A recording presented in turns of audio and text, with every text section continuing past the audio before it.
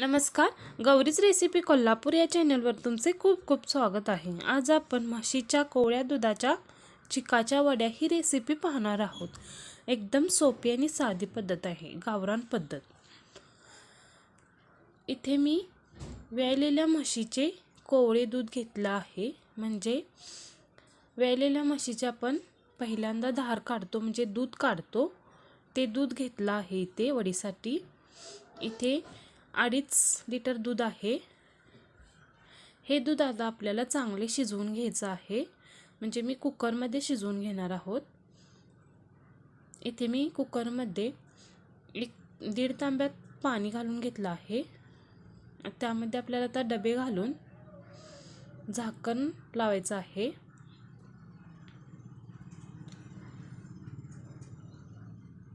आणि आपल्याला आता गॅसवर ठेवून ह्याच्या 4 शिटा काढून घ्यायच्या आहेत.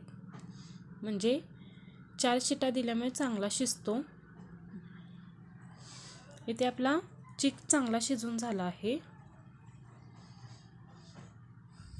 इथे बघू शकता एकदम घट्टसर असा चिक शिजला आहे. आपल्याला तर चांगला थंड करून घ्यायचा आहे.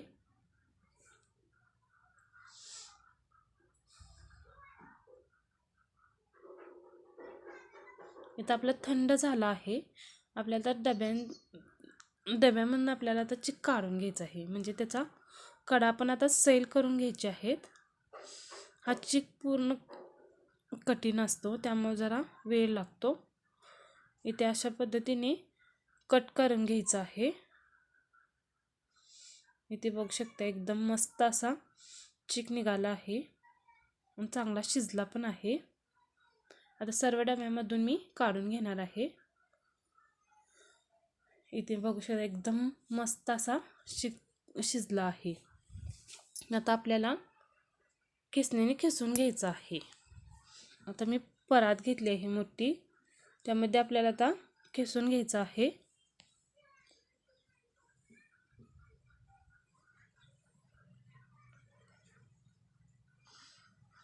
इथे अशा पद्धतीने मी खिसून घेतला आहे. एकदम मस्त असा लांबसर खिसून झाला आहे. हे सर्व खिसून आता मी घेणार आहोत. इथे आपला सगळा खिसून झाला आहे. आता आपल्याला डब्याने मोजून घ्यायचं आहे आता म्हणजे आपल्याला साखरेचे प्रमाण करायचं आहे. आता 3 डबे माझे खीस भरून घेतला आहे. आता त्या डब्याने मला आता साखर घालून घ्यायची आहे.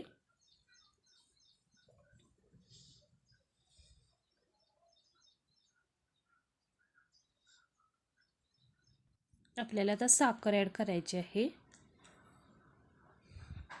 आता ज्या डब्याने आपण खीस घेतला होता त्यामध्ये आपल्याला आता साखर भरून घ्यायची आहे. साखरेचे प्रमाण आपल्याला मोठी साखर असेल तर कमी केली तरी चालते आणि बारीक साखर असेल तर समप्रमाणात साखर आणि खीस घ्यायचा आहे. इथे मी माझी साखर मोठी असल्यामुळे मी साखरेचे प्रमाण थोडे कमी केले आहे. आपण कमीही करायचे नाही, जास्तही करायचे नाही. इथे बघू शकते 2.5 किलो दूध होते, तर मी 2.5 किलो साखर घेतली आहे. आता एका पातेल्यामध्ये घेऊन मी चांगले मिक्स करून घेणार आहे. साखर आणि खीस आपण चांगला मिक्स करून घ्यायचा आहे.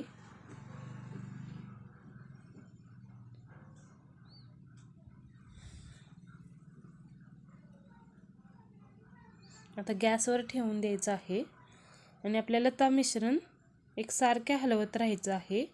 गॅस आपल्याला आता मोठा ठेवायचा आहे, म्हणजे साखर लवकर विरघळते.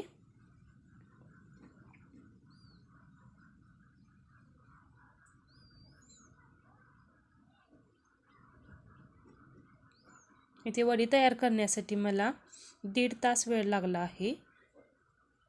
इथे माझं जास्त प्रमाणात असल्यामुळे मला खूप वेळ लागला आहे. इथे बघू शकताय साखर आपण चांगली आता विरघळून घ्यायची आहे. इथे साखरेला पाणी सुटू लागलं आहे.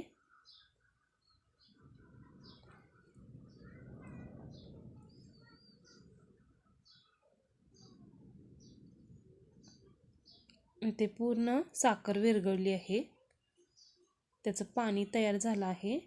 आता हे पाणी आपल्याला आता चांगलं आटवून द्यायचं आहे. गॅस आपल्याला आता मीडियम ठेवायचा आहे आणि मिश्रण आपण एकसारखे हलवत राहायचं आहे, नाही तर खाली आपण करपू शकते.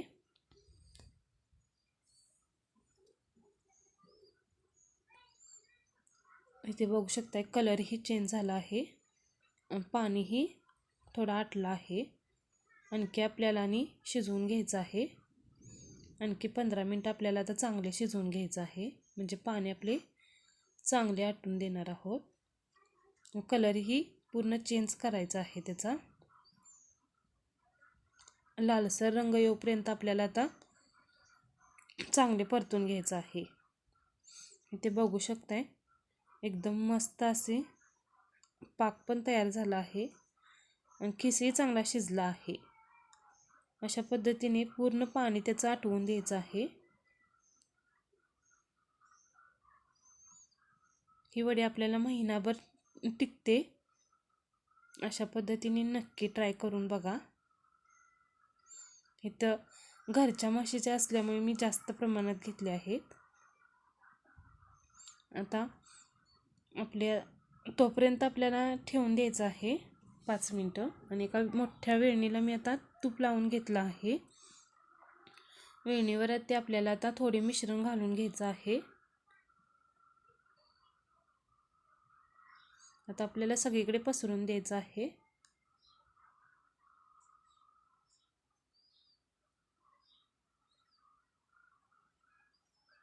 मिश्रण आपल्याला एकदम जाड पण ठेवायचं नाही, एकदम पातळही ठेवायचं नाही, मध्यम लेवलला ठेवायचं आहे.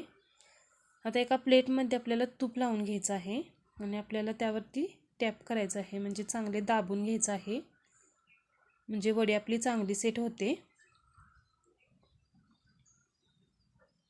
आता अशा पद्धतीने टॅप करून घ्यायचं आहे.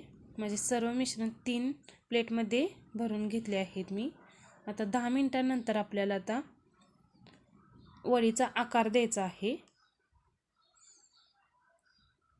म्हणजे वडी आपली चांगली पडते.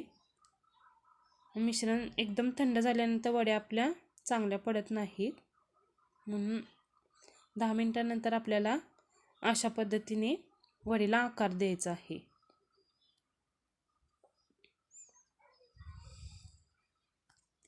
आता अशा दोन्ही बाजूने आपण वडी आकार देणार आहोत वडीला.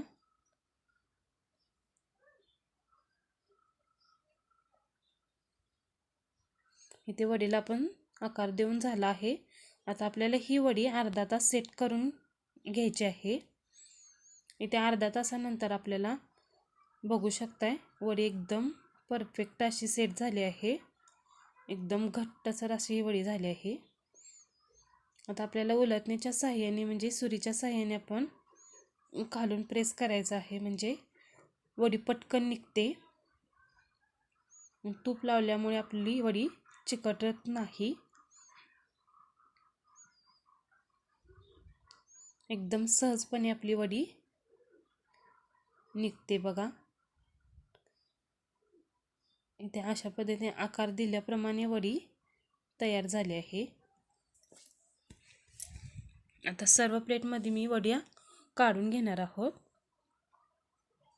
एकदम खुसखुशीत या वड्या होतात, खायला एकदम पौष्टिक. एका प्लेटमध्ये मी आता वड्या काढून घेतल्या आहेत. एकदम झटपट होते. प्लीज आवडल्यास लाईक करा, शेअर करा, सबस्क्राईब करायला विसरू नका.